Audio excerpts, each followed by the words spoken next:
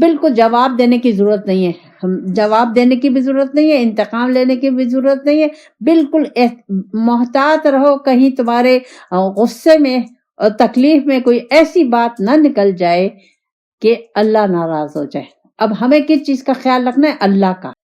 اللہ کی ناراض اور رسول پاک صلی اللہ علیہ وسلم کی۔ تو اس کا مطلب یہ ہے کہ ہمیں اپنی ناراضگی اور اپنی تکلیف کو بھول جانا ہے اللہ کے آگے۔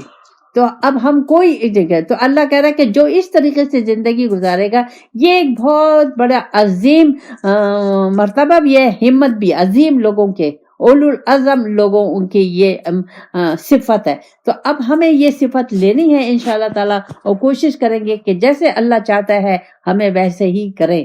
پھر اللہ تعالیٰ فرماتا ہے وَلَا تَكْتُمُونَهُ، اللہ کہہ رہا ہے کہ دیکھو میں نے تم سے عہد لیا ہے۔ عہد کا لیا ہے کہ یہ جو میں نے کتاب لی ہے اس کو تم بیان کرنا، یعنی یہ تمہاری ذمہ داری ہے۔ اللہ تعالیٰ انسان سے کہہ رہا ہے، مسلمان سے کہہ رہا ہے کہ تم یہ جو میں نے تمہیں کتاب دی ہے قرآن، اس کو تم جو بھی اس کے علم ہے اس کو آگے پھیلانا، اللہ کی بات کو، رسول اللہ صلی اللہ علیہ وسلم کی حدیث کو آگے پھیلانا ہوگا، لوگوں کو اللہ اور رسول کی بات پہنچانی ہوگی۔ اور وَلَا تَكْتُمُونَهُ،